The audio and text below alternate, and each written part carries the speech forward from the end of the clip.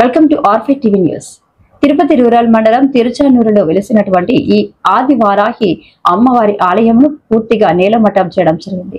ఈ దుశ్చర్యకు పాల్పడిన వారిపై పోలీస్ శాఖ సిబ్బంది తక్షణమే వారందరినీ కూడా అరెస్ట్ చేయాలని కోరడమైంది. ఇలాగే మన కూటమి ప్రభుత్వంలో జరగడం చాలా దారుణమైన సంఘటన అని మన నాయకులు అందరూ కూడా తెలుసుకోవాలి. ఎందుకంటే ముఖ్యంగా ఉప ముఖ్యమంత్రి జనసేన పార్టీ అధ్యక్షుడు అయినటువంటి పవన్ కళ్యాణ్ దీని మీద మీరు కొలిచినటువంటి ఆదివరాహ స్వామి అమ్మవారి ఆలయాన్ని ఇంత దుస్తరేఖ పాల్పడుతున్నటువంటి కూటమి ప్రభుత్వ నాయకులందరూ కూడా దీనికి బాధ్యులవుతారని, అలాగే ఎటువంటి లాభాపేక్ష లేని భక్తుల మనోభావాలతో ఇలాంటి నిష్కృష్టపు చర్యలు చేయడం ఏ ప్రభుత్వానికి తగదని, అది మన కూటమి ప్రభుత్వంలోనే జరిగిందని చెప్పడం బాధాకరంగా ఉందని తెలియజేస్తున్నారు.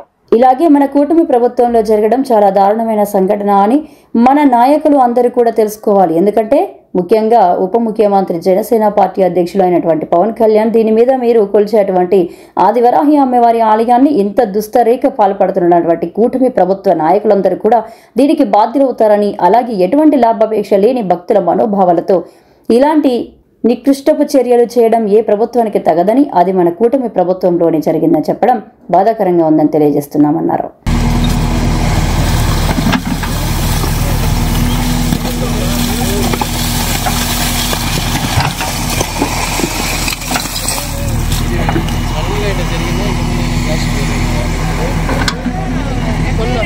అన్నా అక్కడ పోవద్దు, అక్కడ వేస్ట్.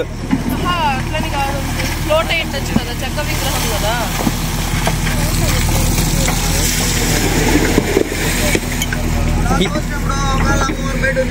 ఇది ఇది ఇది ఇది తీయాల, ఈ గడ్డ నుంచి తీయాలి అట్లా. ఎందుకంటే వాళ్ళు తోసినది ఇక్కడనే.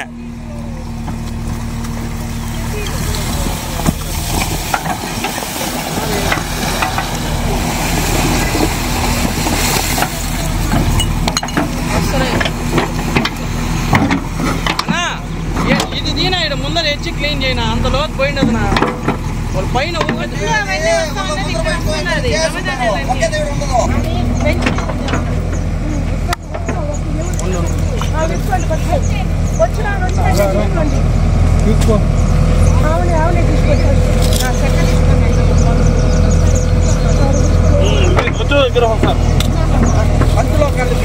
ఏదన్నా కానీ పక్కన తీసి పెట్టారు.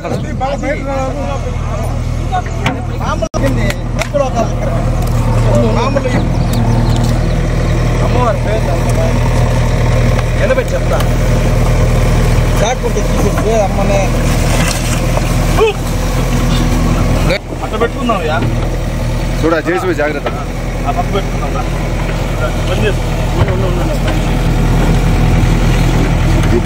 అమ్మవారిది ఉత్సవ విగ్రహం ఉత్సవం దగ్గర నాటికి ముందుకు రాగానే ఎడమ వైపున వారాహి గుడి ఉండేది. ఆ గుడిని రాత్రికి రాత్రే దొంగలు నేలమట్టం చేసి గుడి ఆడవాళ్ళు లేకుండా కిషోర్ పేరే చెప్పలే వాటే చేసింది.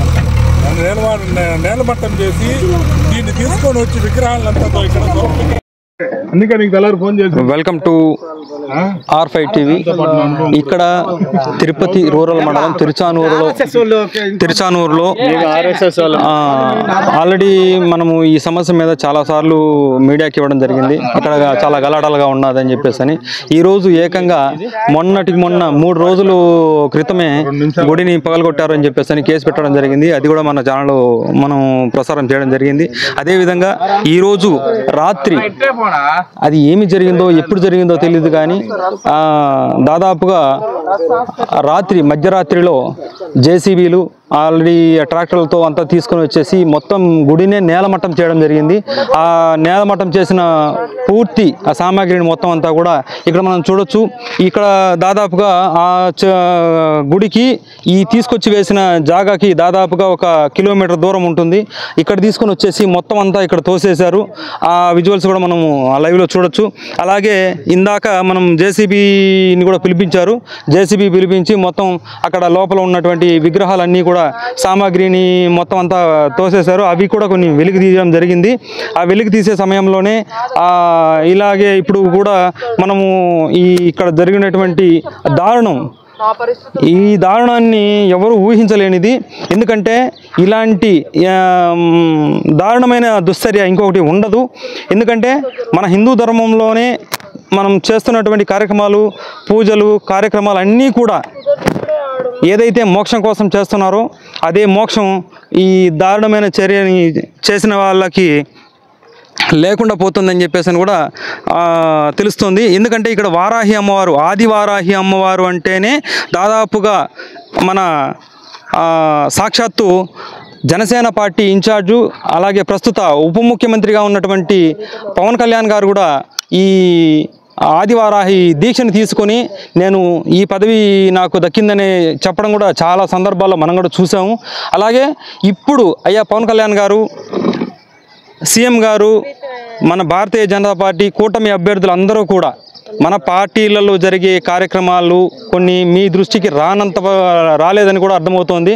ఎందుకంటే ఇక్కడ లోకల్ లీడర్స్ మీకు ల్యాండ్ గురించి ఏదైనా ఇబ్బందిగా ఉంటే మీరు అక్కడ ఎంఆర్ఓలతో కానీ లేదా కలెక్టర్ గారితో కానీ చూసుకొని, మీరు రెవెన్యూ పరంగా ఏదైనా ఉంటే కూడా మీరు మనుషులను కూర్చోబెట్టుకొని మాట్లాడుకోవాలి. అంతేకాని ఇలా దేవస్థానాల మీద, అమ్మవారి గుడిల మీద దాడి చేయడం ఎంతవరకు సమంజసం అని చెప్పేసి కూడా ఇక్కడ భక్తులు అందరూ కూడా వాపోతున్నారు.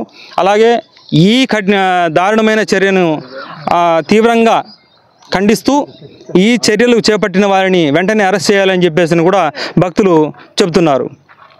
కత్తితో నరుకున్నారని చెప్పి, కత్తితో అమ్మవారిని ఇక్కడ చూడొచ్చు మనము విజువల్స్లో అమ్మవారి విగ్రహాన్ని, అది చెక్కతో చేసిన విగ్రహం, ఆ చెక్కతో చేసిన విగ్రహాన్ని కత్తి తీసుకొని నరకడం, అసలు చేతులే లేకుండా, అమ్మవారికి చేతులే లేకుండా నరికేయడం అనేది ఇంతటి దారుణాన్ని మనము ఇంకా మీరు ఇలాంటి చర్యల మీద కఠినమైన చర్యలు తీసుకోవాలని, అసలు శివలింగానికి మెయిన్ ఆ పీఠం మాత్రమే ఉంది, ఆ లింగం ఎక్కడ పోయిందో కూడా తెలియడం లేదు, అది ఎక్కడ పడిపోయిందో కూడా తెలియడం లేదు.